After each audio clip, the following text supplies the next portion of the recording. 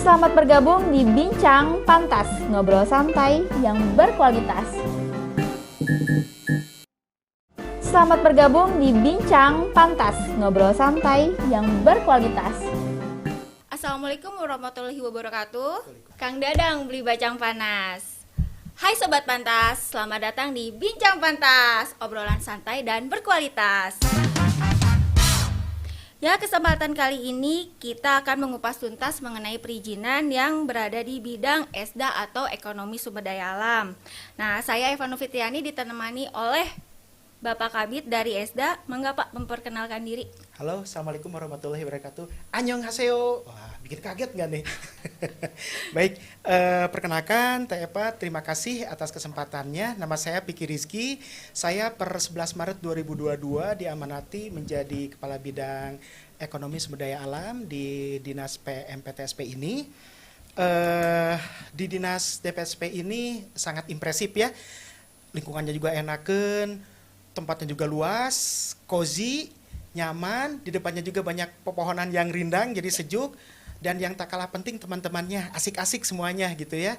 Dari mulai kawan-kawan yang di Japung, Alimadia sampai ke pelaksananya, semuanya kooperatif. Alhamdulillah ditempatkan di sini. Terima kasih. Alhamdulillah ya, kantor kita tuh friendly berarti ya. Nah, friendly, betul. Friendly. Banget. Nah, untuk tupoksi di bidang pelayanan dan perizinan di energi sumber daya alam ini itu apa aja sih Pak? Baik, untuk tupoksi atau tugas pokok fungsi di bidang pelayanan, perizinan, ekonomi sumber daya alam ini saya bacakan ya, saya izin bacakan. Nah, di sini karena banyak banget nih, nggak mungkin dihafal ya. Tapi kalau melaksanakannya saya jelas melaksanakan gitu ya. Coba untuk narasinya saya akan bacakan.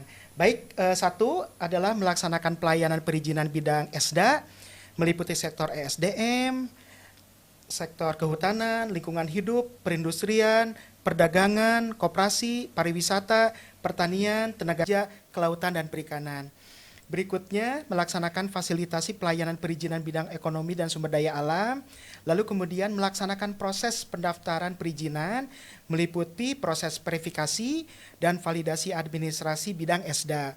Lalu kemudian melaksanakan proses pertek atau pertimbangan teknis kepada tim teknis perizinan.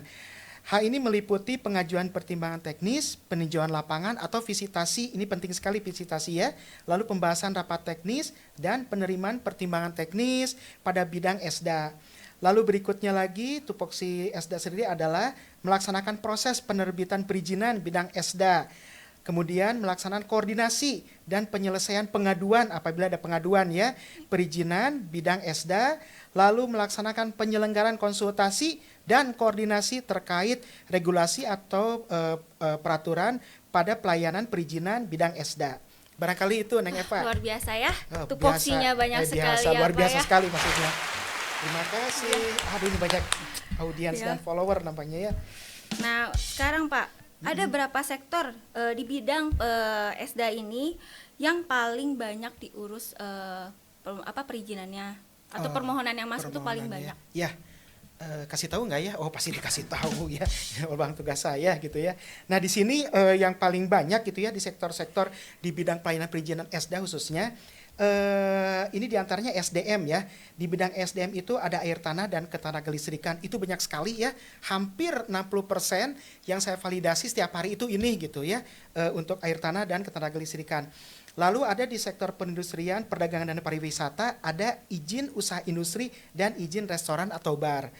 Berikutnya sektor perikanan dan peternakan, ini kebanyakan izin penangkapan ikan dan rekomendasi peternakan. Barangkali itu Neng Eva. Ya, nah kalau kendala sendiri Pak, kendala yang dihadapi dalam proses perizinan itu sendiri itu apa Pak? Kendala pasti ya, yang namanya proses-proses apapun dalam hidup ya. Waduh, dalam hidup pasti berkendala ya, ada obstacle, ada hal-hal yang berkendala gitu ya. Nah, ini sebenarnya sih karena ini terkait dengan aplikasi gitu ya. Nah, ini kadang-kadang terkendala dari sistem pelayanan sendiri gitu. Nah, dalam hal ini OSS RBA yang sudah diketahui saat ini belum optimal gitu ya. Memang ya mungkin karena kebelum optimalannya itu karena memang sedang under construction di pusatnya barangkali itu ya, dan masih ada yang belum terakomodir gitu beberapa sektor. Barangkali itu mungkin kedepannya mudah-mudahan dalam waktu dekat semua kendala-kendala ini bisa diperbaiki ya, sehingga semuanya bisa berjalan lancar sesuai yang direncanakan. Itu. Nah, karena memang mungkin sosialisasinya belum maksimal ya Pak ya, jadi Betul.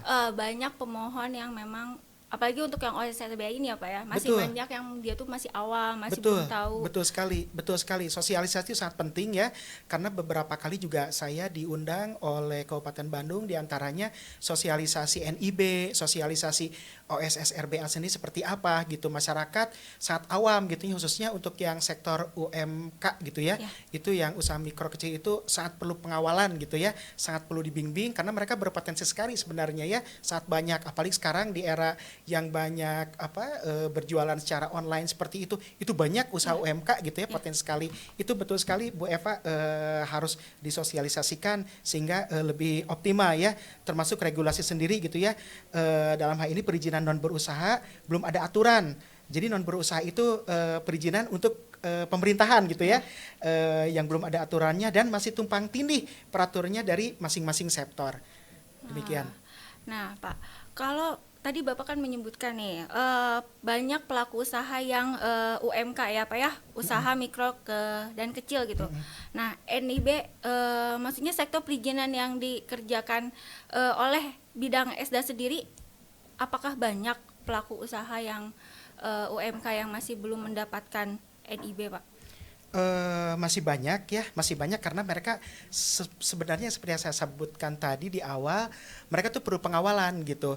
Apalagi ini sekarang secara online, kadang-kadang ya namanya juga UMK ya, barangkali masih belum melek terhadap teknologi gitu ya.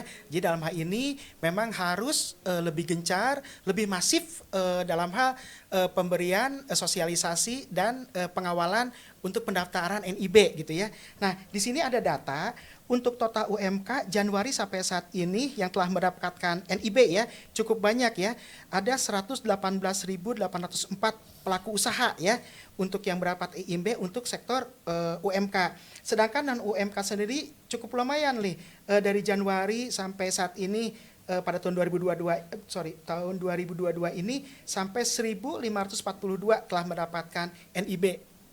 Nah, kalau untuk ini Pak, untuk yang barangkali bisa diinformasikan kepada teman-teman semua ya, Sobat Pantas semua, untuk SOP pembuatan NIB minimal yang untuk UMK Pak, itu seperti apa Pak? Sebenarnya sangat mudah sekali. Ini saya agak berapi-api ya, karena untuk pelaku usaha ini, untuk saat ini pemerintah khususnya Pak Presiden sangat mendorong sekali gitu ya, mendorong sekali untuk UMK itu mendapatkan NIB gitu ya. Jadi nanti si pelaku usaha atau yang bersifat UMK itu cukup mempersyaratkan KTP dengan NPWP, itu saja sih ya untuk perseorangan gitu. Berarti sangat mudah ya Pak ya? Sangat mudah sekali. Setelah itu juga nanti dia akan mendapatkan ini ya, kemudian untuk mendapat sertifikasi halal juga gitu. Oh, ya. Karena kan NIB untuk pelaku usaha yang mikro atau kecil itu dapat fasilitas ya Pak ya, mendapat fasilitas seperti sertifikasi halal, terus kepabeanan dan akses dan yang lainnya Pak ya.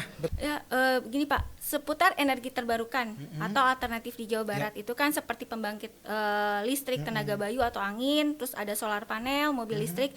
Terkait perizinannya di SD itu menghadapinya itu seperti apa Pak? Oke, ya. Jadi yang seperti ditanyakan TEPA itu pada dasarnya ESDA mendukung dan juga memfasilitasi perizinan, namun sesuai dengan kewenangan provinsi, barangkali itu Pak.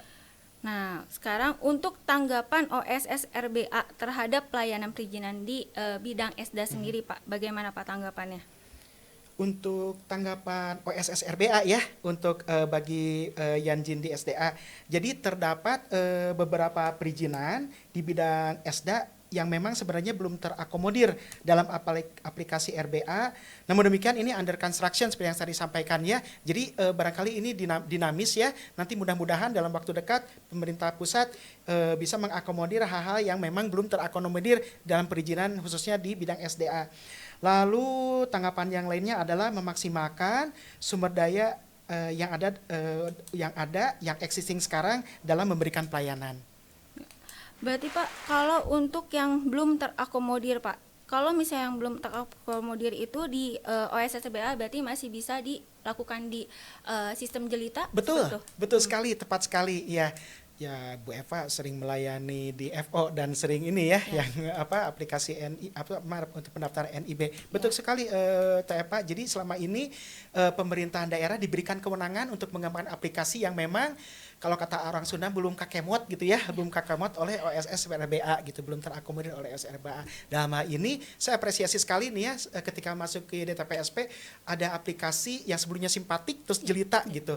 Itu luar biasa, itu keren banget gitu ya. Artinya di sana barangkali kalau kita bandingkan justru lebih advance gitu ya keberadaannya gitu. Keren deh jelita. Silakan lanjut. Thank you. Nah, sekarang harapan pelayanan perizinan yang terkait di bidang SD itu ke depannya itu seperti apa Pak harapannya? Harapan. Wah, kalau harapan mah pasti banyak sekali gitu ya. Harapan, ekspektasi, cita-cita, tapi mudah-mudahan sesuai realita gitu ya. Aduh, ngomong apa saya ya. Jadi begini ya, untuk harapan pelayanan perizinan khususnya di bidang SDA, mudah-mudahan ke depannya OSS khususnya OSS RBA nih yang sedang dikembangkan segera mengakomodir seluruh jenis layanan perizinan ya khususnya di bidang SDA gitu. Jadi melalui sistem OSS RBA ini semua perizinan bisa berjalan lebih maksimal gitu dan lebih optimal lagi dalam hal pelayanan ke masyarakat khususnya ke pelaku usaha. Jadi semoga kedepannya OSS pun lebih mudah ya Pak ya, tidak Pasti. ada kendala, sistemnya pun sudah bagus, Ya. sudah tidak ada error atau Betul. apa ya Pak ya. Semoga bisa berjalan dengan Amin. maksimal Ya. sistem OSS ini. Ya. Ya baik Sobat Pantas, bincang pantas kali ini bersama Bapak, terima kasih ya Bapak Sami-sami, ya Teh Eva. sudah memberi informasi yang sangat informatif sekali. Semoga juga sahabat Pantas dapat menemukan jawaban-jawaban yang selama ini tuh, ini tuh harusnya seperti apa sih SOP perizinan di sini tuh. Nah, sekarang kan sudah dijelaskan oleh Pak Kabid sendiri. Ya, seperti itu Pak. Terima Sama-sama, kasih. ya. Sering-sering ngundang ya. Ya. Ya baik, bagi sahabat Pantas yang ingin berkomentar, mangga langsung aja tulis pertanyaannya atau apa. Mangga tulis aja di bawah ini ya. Demikian Sobat Pantas, bincang pantas kali ini. Saya ada pantun nih, bilang cakep ya. Jalan-jalan ke Jalan Aripan. Cakep. Sampai ketemu di minggu depan. Keren.